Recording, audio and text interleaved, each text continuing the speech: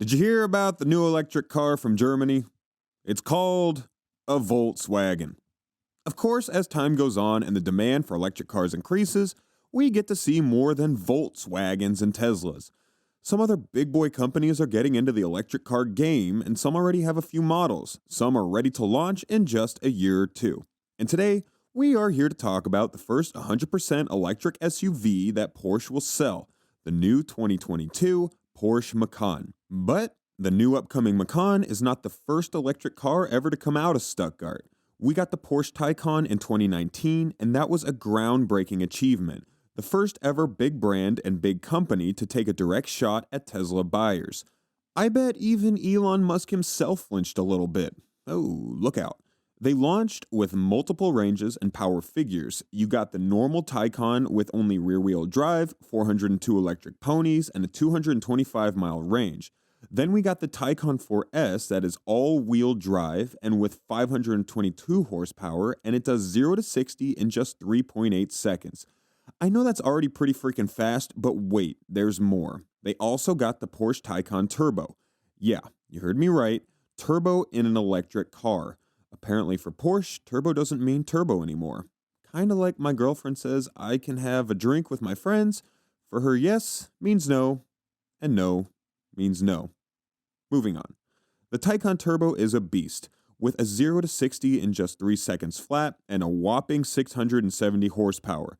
We are getting to some supercar destroyer levels. But if you know Porsche, you already know that Porsche goes way beyond the great car. They make the best of the best.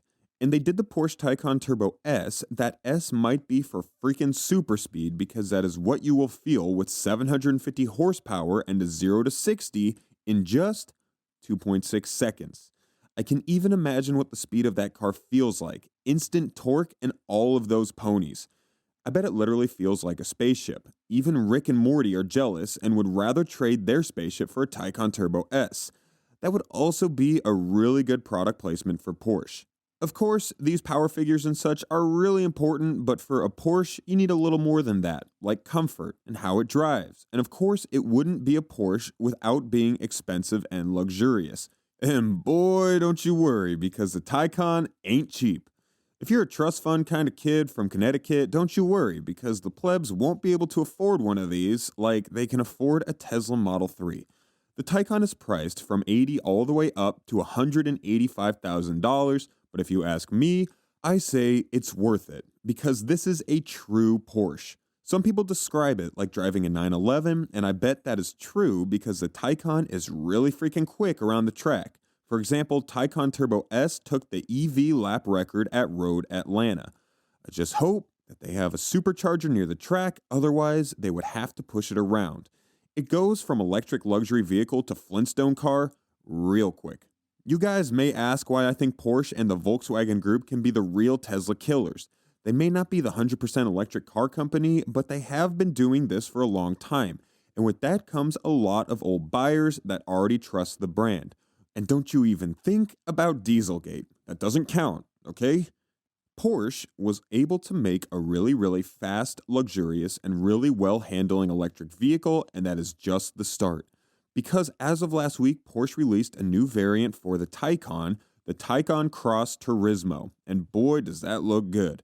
Think like Audi Allroad, but in a Taycan. They basically took every model of the Taycan from the standard one all the way to the Taycan Turbo S, and raised the suspension, made the ride a little bit smoother, and added some plastic wheel arches and side skirts. Why did they ruin a perfectly good car, you might ask? Well, because it can go really fast and really silent on a freaking fire road. Kinda like a freaking rally car, but this is a freaking Porsche wagon-like thingy. If you don't think that's cool, I don't know what to tell you. Maybe you like the Honda Civics and Soccer Mom minivans, and I won't judge, but dude, this car is a freaking beast.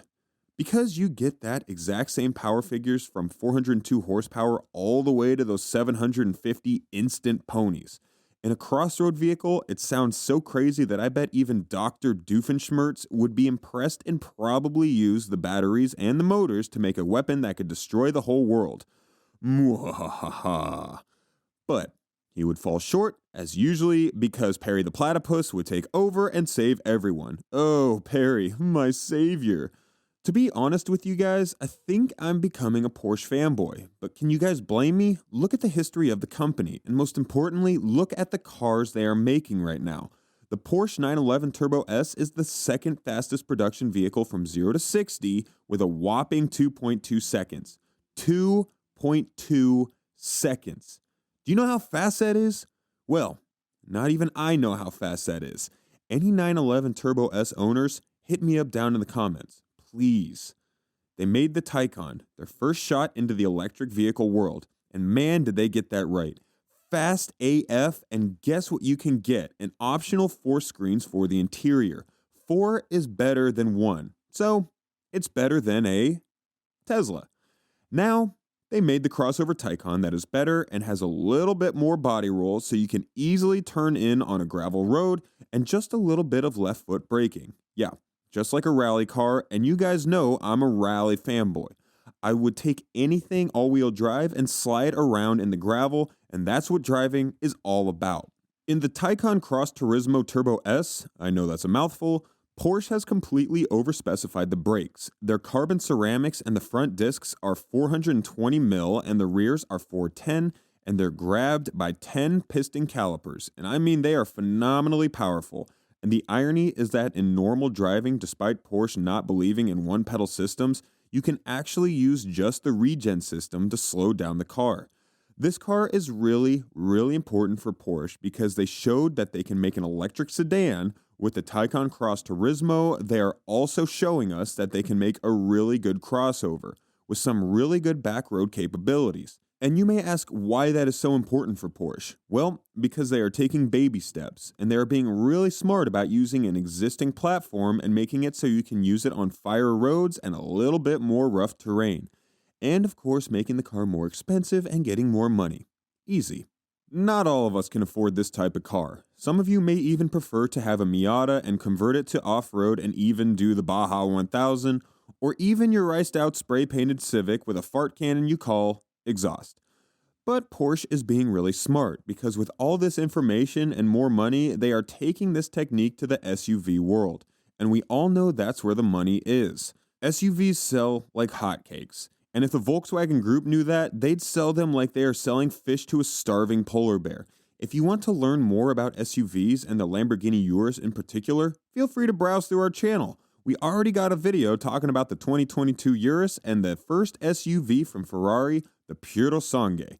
Now Porsche will bring us their first full electric sports utility vehicle, the 2022 Porsche Macan, and guess how we got to first see the new Macan? Nope, not spy shots. We got those, but they weren't the first. Porsche unintentionally released an image of the upcoming Macan EV, giving us our best indication yet of the new car's styling with a clay model. I actually bet they did it intentionally. They're like robots. They don't let anything go through. Even the Terminator is scared of Porsche's engineers. This clay model provides a really good indication of how the pure electric Macan will look. Unlike the current model, the second generation SUV will feature a smoother front bumper and slim headlamps. We can easily see the Taycan's influence on the future Macan. It's like a taller, chubbier, younger brother of the Taycan. Kind of like me, taller and chubbier than my brother. Something that many weren't expecting is that the two car generations will both be sold alongside each other for some time, offering buyers the choice of a 4 or 6 cylinder petrol engine in the old car and the all-new pure electric. And of course, Porsche's designers have put a few design differences between the first and second generation Macans. The second generation Macan will be the first Volkswagen Group car based on the firm's new premium platform electric underpinnings. It's best described as an all-electric counterpart to the current Macan's MLB platform, which is destined for larger and taller cars than MEB platform.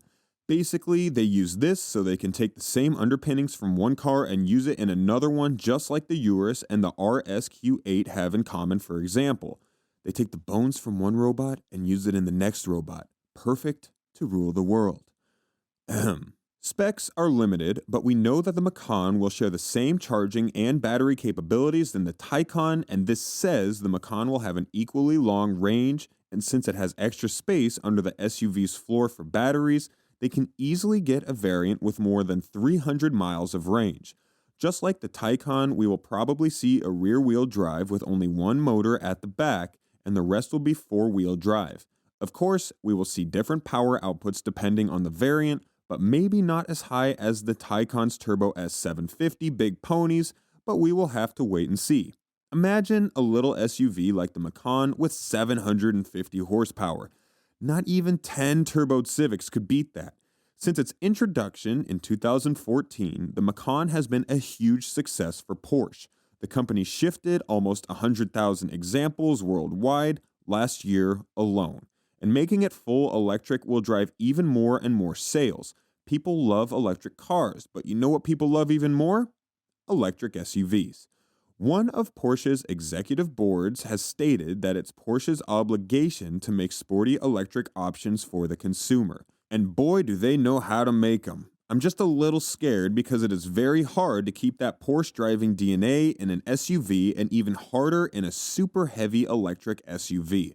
But me being a fanboy, I could only think that they will be able to make it work.